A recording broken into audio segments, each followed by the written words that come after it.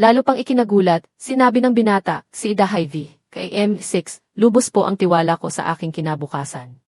Kahit makipagpalitan ako sa inyo ng ilang taon, hindi ako malulugi. Si M6 ay nag-isip ng malalim, panandali ang natahimik at hindi sumagot. Ngunit ilang sandali pa, bigla siyang bahagyang umiti, hahaha. Nang makita ito, muling nalito ang binatang siksi Ida Ivy, bakit po kayo tumatawa? Seryoso po talaga ako.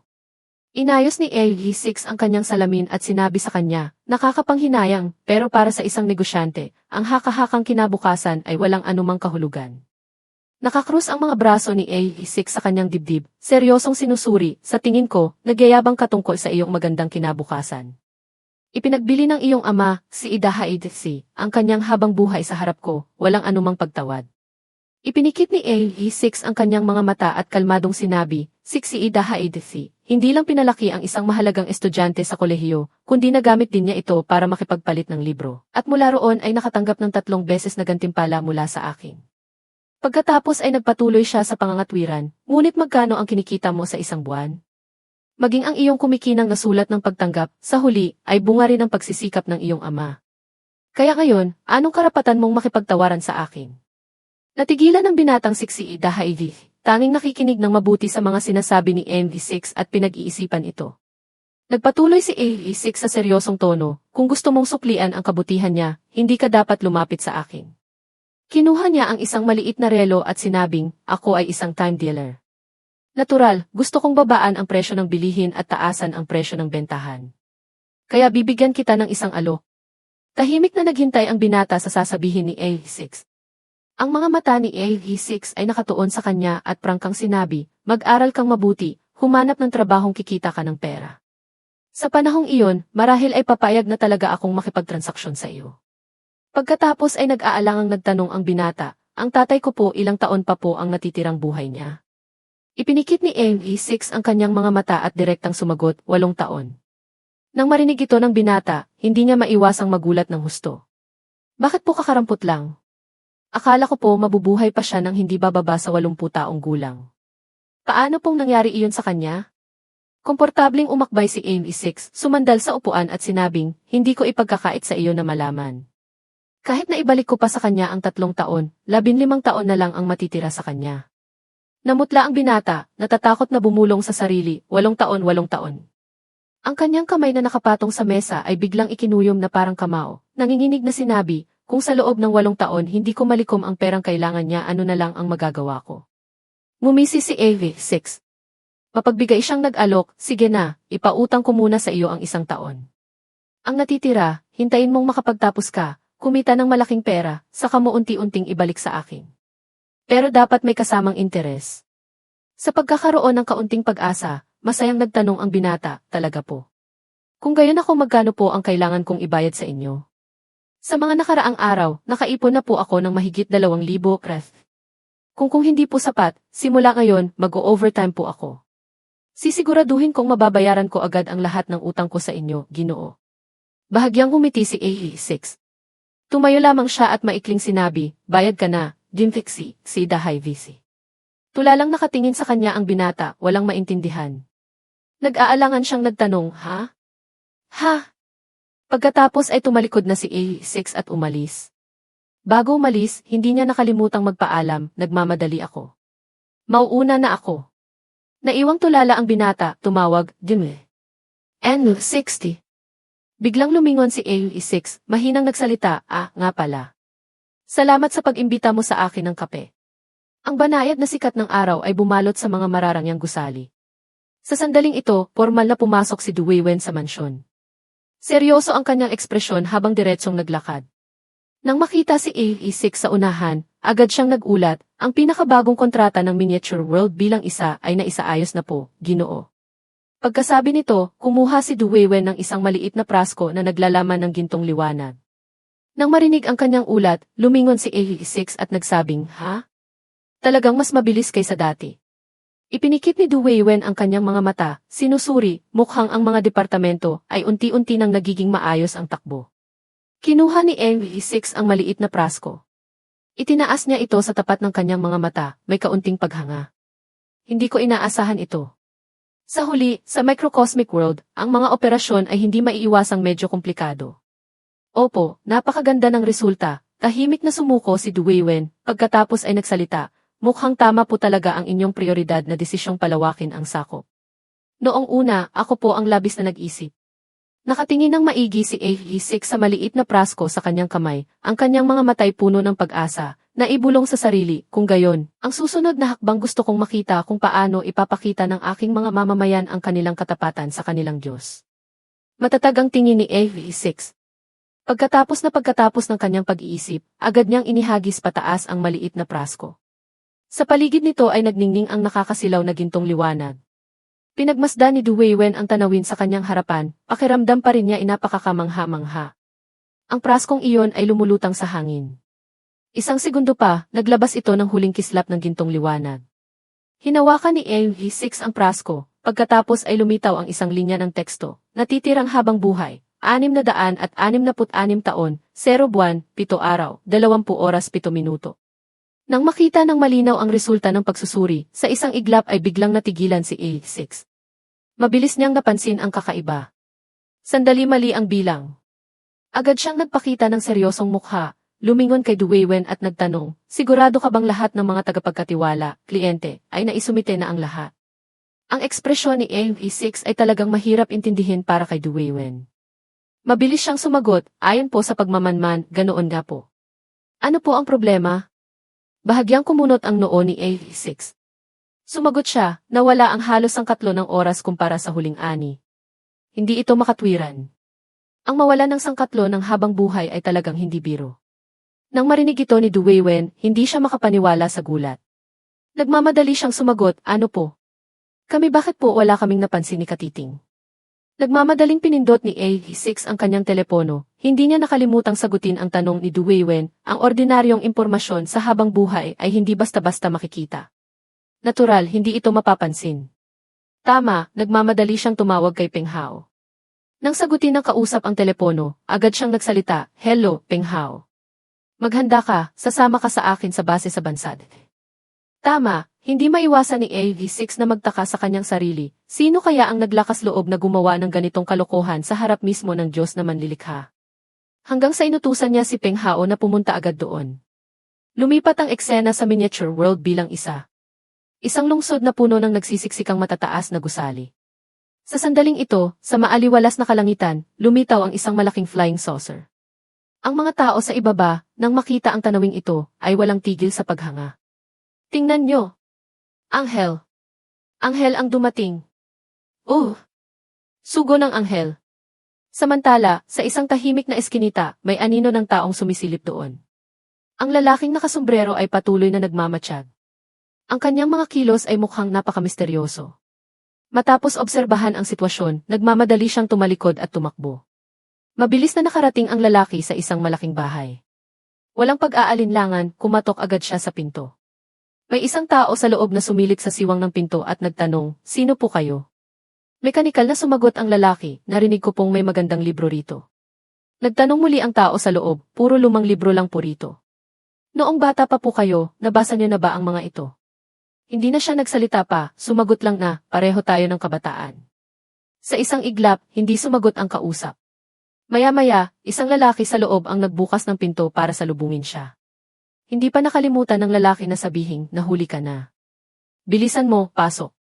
Naunang naglakad ang binatang iyon, sumunod din ng malapit ang lalaki. Habang naglalakad, nagtanong siya sa may akda, ang tinutukoy ko po ay ang mahusay na si Dakilang Antifeng. Dumating na po ba siya? Lumingon ang binata at sumagot, sa panahong ito, lagi siyang maagang dumarating. Nga pala, mukhang medyo kinakabahan ka. Ipinikit ng lalaki ang kanyang mga mata at sinabing, ako labis akong nahihiya. Pagkatapos ay sinabi sa kanya ng binatang iyon, sumunod ka sa akin. Nagsimula na ang pulong. Sa sandaling ito, sa bulwagan, hindi mabilang na tao ang nagtipon-tipon doon. Habang tahimik ang paligid, bigla nilang narinig ang isang boses, mga kababayan, natutuwa akong makita kayong dumating gaya ng napag-usapan.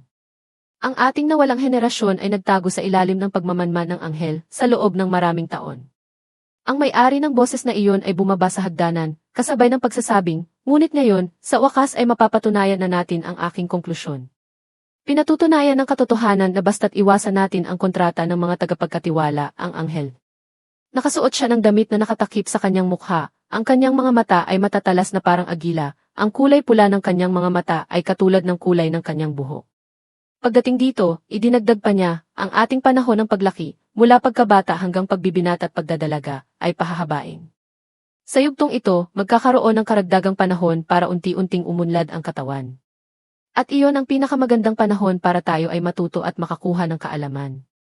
Mariin niyang idineklara, nakatayo sa hagdanan, ito ang normal na landas ng ating paglaki.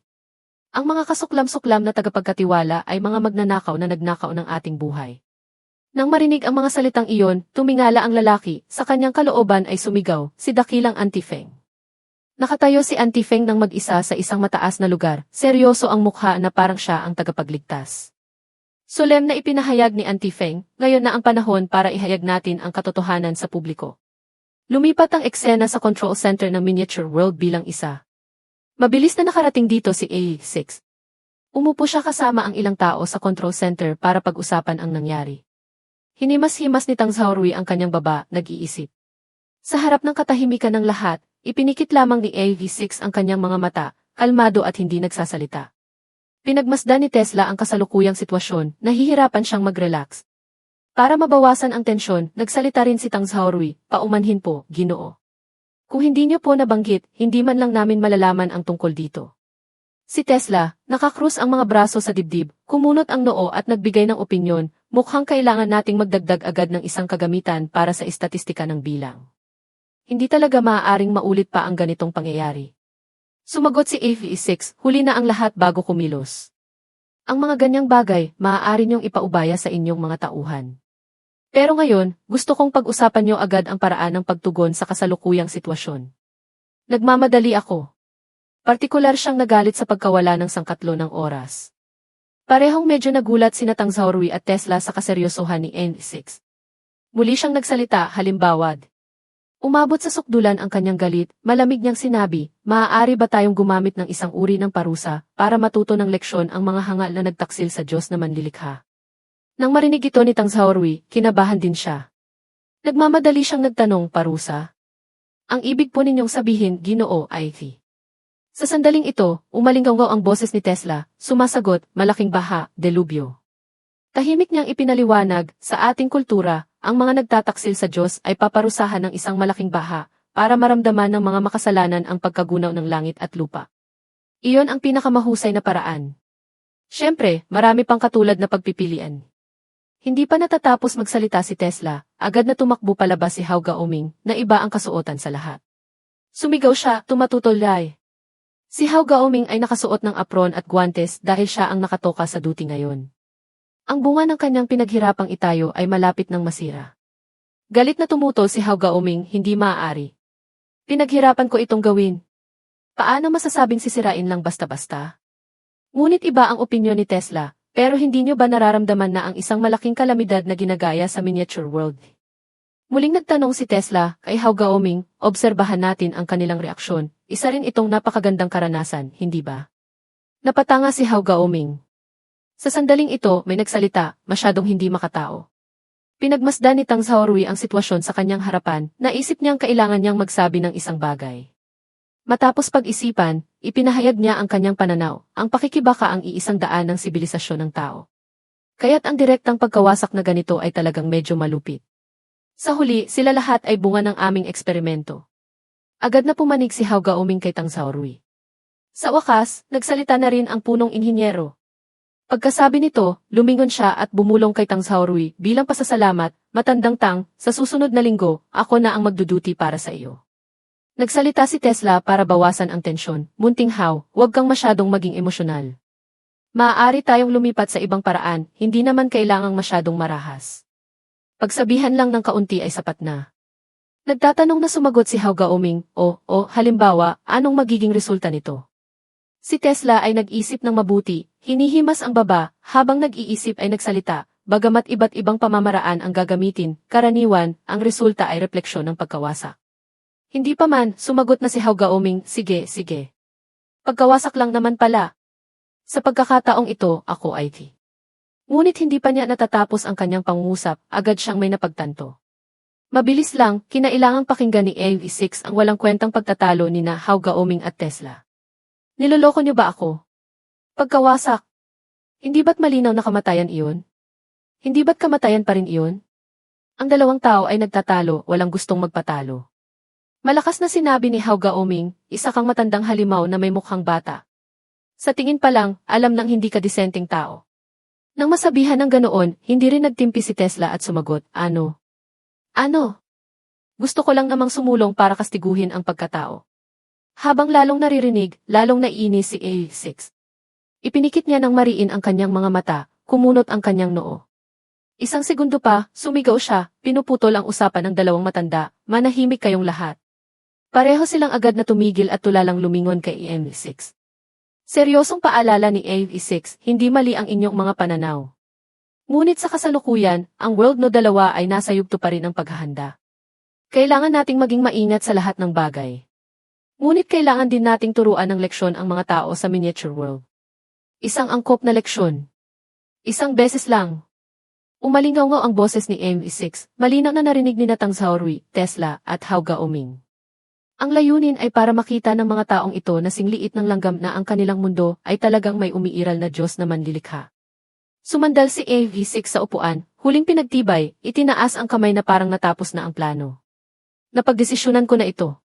Ang paraan ng pananakot at babala ay sa pilitan. Mumisi siya ng may hiwaga. Gusto kong sila mismo ang magdulot ng kapahamakan sa sarili at makaramdam ng matinding takot.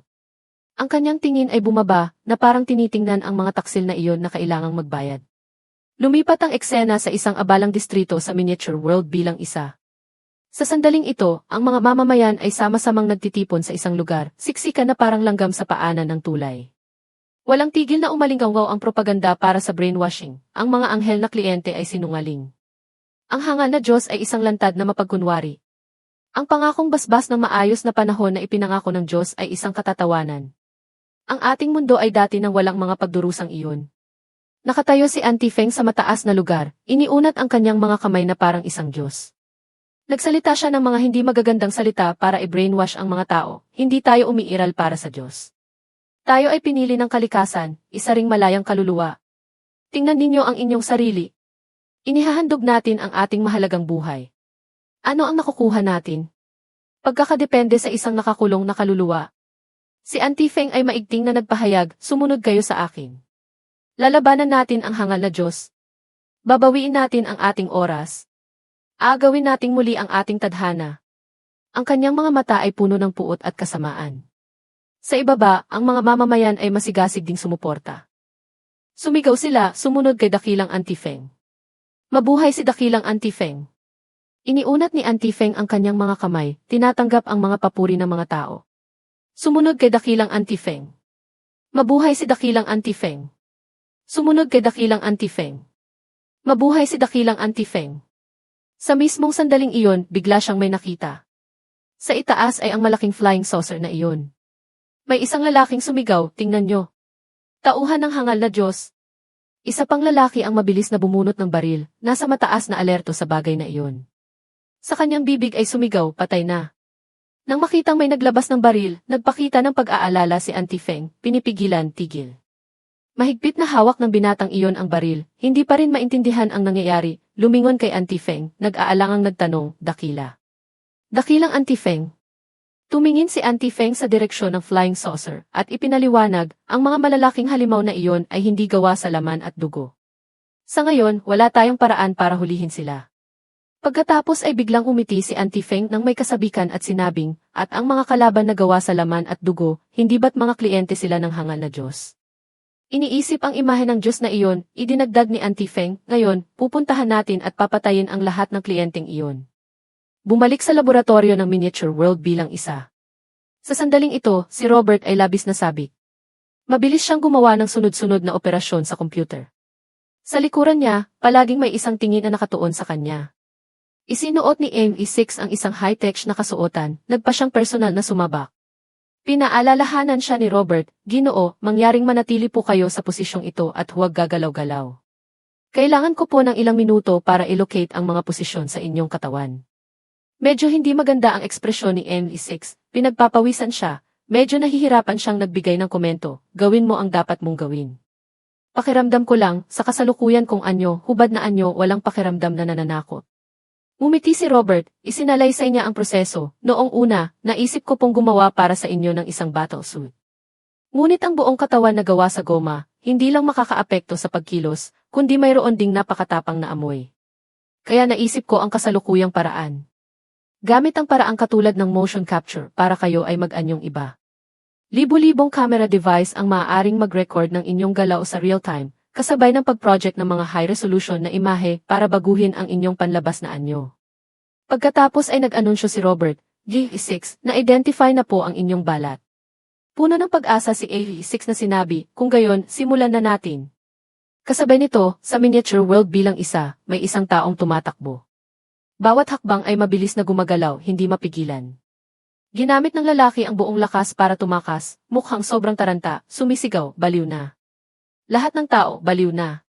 Sa kasamaang palad, sa kabilang eskinita, may nakapansin sa kanya. Nandoon siya. Tauhan ng hangal na Diyos. Hulihin siya.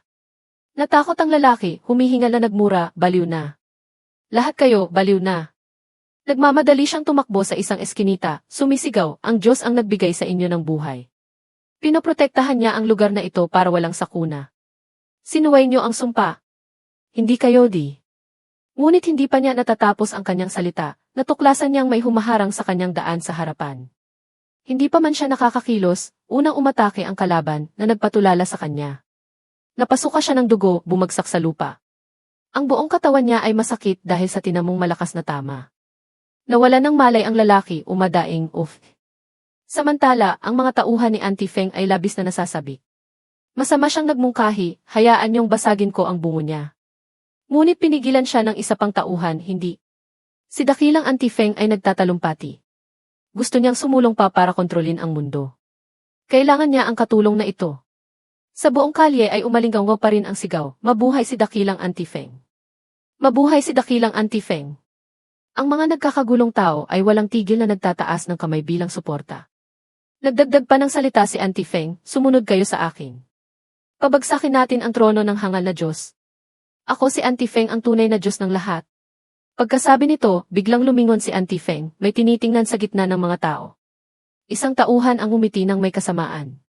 Maya-maya, isang taong nakatali ang dinala kay Auntie Feng. Patuloy siyang nagmamanipula, ito ang kliyente. Ang tauhang gumagawa ng maruruming gawain para sa hangal na Diyos. Noon pa man, kinakain na niya ang ating laman, iniinom ang ating dugo. Ngayon, magpapadala tayo ng senyales sa hangal na Diyos. Sa harap ng kawawang lalaki kanina na mahigpit na nakatali, naglabas si Auntie Feng ng isang matalim na kutsilyo. Umuwol siya, mula ngayon ang mundong ito. Itinutok ni Auntie Feng ang kutsilyo sa liig ng lalaki, nagpatuloy ay ganap ng malaya. Sa kalangitan, kumulog at kumidlat, hinahati ang kalangitan na parang nagangalit sa galit. Ang maingay na mga tao ay biglang napatigil, nagtatanong, anong tunog iyon? Bahagyang lumingon ang lalaki. Isang tauhan ang itinuro ang kamay, tingnan niyo sa direksyon ng dagat. Ang ibabaw ng dagat sa sandaling iyon. Doon lang bahagyang pinansin ni Auntie Feng ang nangyayari sa paligid at natakot. Ang mga alon sa dagat ay biglang naging mas marahas kaysa karaniwan. Sa dagat. Sa dagat, may kung ano. Nang maobserbahan ni Auntie Feng ang tanawing ito, natakot siya, namutla ang mukha, sumigaw, iyon ay tsunami. Ang malakas na tsunami ay mabilis na rumagasa sa kalupaan, kung saan nakatayo ang grupo ni Auntie Feng. Huli na ang lahat. Sinira ng tsunami ang mga bahay, ang malakas na agos ng tubig ay tumama, tinanggay ang mga ari-arian at materyales. Natakot ang mga mamamayan, nagtakbuhan sa iba't ibang direksyon, habang tumatakbo ay sumisigaw ng malakas, G. Dakilang Auntie Feng. Ang tauhan ay unti-unting nilalamon ng tubig. Bago pumanaw, hindi niya nakalimutan ang taong kanyang sinasamba. Iniunat ang kamay sa unahan, malakas siyang tumawag, dakila. Dakilang Auntie Feng, tulungan mo ako. Ngunit ang taong kanina pa pinupuri, na mismong bibig niya ang nagsabing siya ang dapat pagkatiwalaan, ay naunang tumakas at iniwan ang mga tao. Nadurog ang puso ng tauhan. Dakila. Dakilang Auntie Feng di. Sa puntong ito, doon lang siya napaiyak. Huli na ang lahat para sa huling habilin. Bakit ganito? Ang tubig ay dahan-dahang lumalamon sa kanya, tanging ang mga matang puno ng puot ang naiwan. Mandaraya. Ang buong bayan ay mabilis na winasak ng tubig dagat. Si Auntie Feng ay walang tigil sa pagtakas, ngayon ay nakaakyat na sa isang ligtas na lugar. Sinabi niya sa sarili, mataas na lugar sa mataas na lugar, walang mangyayari. Tumakbo siya palabas para obserbahan ang sitwasyon sa kanyang harapan. Hindi maiwasan ni Auntie Feng na matakot, iniisip, paano nangyari ito. Hindi dapat ganito. Hindi dapat ganito. Hanggang sa may naramdaman siya, agad siyang lumingon. Ah! Tumingala si Auntie Feng sa itaas. Iyon ay isang airship. Ang malaking sasakyang panghimpapawid na iyon ay direktang lumapag sa tabi mismo ng kinatatayuan ni Auntie Feng.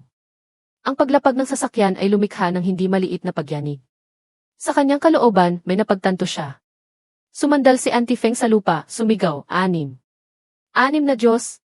Iyon ang 6 na Diyos. Basang-basa ang mukha ni Auntie Feng, unti-unti nang naniniwala sa presensya ng Diyos. Pagkatapos ay mabilis siyang lumingon. Siya mismo ay may nakita. Nanlaki ang kanyang mga mata sa pagkamangha. Sa paningin ni Auntie Feng, nakita niya ang isang kakaibang bagay na mukhang napakakakatwa. Natigilan si Auntie Feng doon, ang dalawang mata ay nakatitig sa bagay na iyon. Itinaas ng bagay na iyon ang kanyang paa na may itim na balat at matutulis na kuko, paalis sa ibabaw ng tubig. Dahan-dahan itong sumulong, bawat hakbang ay malakas at makapangyarihan. Isang yabag lang nito ay nagpatalsik sa tubig sa paligid. Ang malaking katawan nito at misteryosong anyo ay pasulpot-sulpot sa likod ng malabong alon ng tubig. Ang mga galamay na nakausli mula sa kakaibang mukha nito ay biglang naging malinaw. Bumuka ang bibig nito. Nasaksihan ni Auntie Feng ang lahat, sa sobrang takot ay napaupo siya sa lupa, sumisigaw ng malakas, G. Halimaw iyon. Sa mismong sandaling iyon, sa likuran niya ay may tumawag, dakilang Auntie Feng. Iyon pala ang kanyang mga tauhan na dumating para hanapin siya. Pagkakita pa lang sa kanilang pinuno, nagsalita na sila, napakabuti. Ligtas po kayo at walang nangyaring masama. Akala ko po kayo. Nang makita ang mga tauhang dumating, tulalang nag-aalangan si Auntie Feng, pinutol ang kanilang sinasabi, buhay-buhay din sila. Napakabuti. Napakabuti. Ngunit sumalungat ang tauhan, dakilang Ginoo, tayo na lang po ang natitira sa ating grupo. At nawalan na rin po tayo ng komunikasyon sa base sa Hilaga. Nang marinig iyon ni Auntie Feng, para siyang gumuho. Dapat sana ay na-brainwash na niya ang mga tao at naging isang Diyos. Nagpatuloy siya, karamihan sa mga lungsod at nayon sa tabing dagat mukhang nilamon na lahat ng tsunami. Lahat ng tauhan ay nabahala. Dakilang Ginoo ang mga lugar na iyon ay mahahalagang base natin. Kaya hindi ba tayo? Ayaw maniwala ni Auntie Feng sa katotohanan, kaya paulit-ulit niyang itinatanggi, napakalaki ng pinsala. Hindi maaaring ganito. Dapat sana ay naging bago akong Diyos. Nagpatuloy sa pagsasalita ang tauhan, dakilang Ginoo, lagi po kaming naniniwala na kayo ang hinirang. Bigla siyang naging seryoso, ang kanyang mga mata ay mariing nagsabi, ilan po sa amin ay nagtatanong tungkol sa inyo. Sinasabi po nilang pinamunuan niyo ang mga tao na tanggihan ang pag-aalay ng habang buhay, na siyang nagpagalit sa Diyos. Nang marinig iyon, agad na malakas na tumutol si Auntie Feng, kalokohan ang sinasabi niyo. Ang alamat tungkol sa 6 na Diyos ay kasangkapan lamang na gawa-gawa ng maharlikang pamilya at ng mga kliyente para linlangin ang mga tao. Dapat kayo di.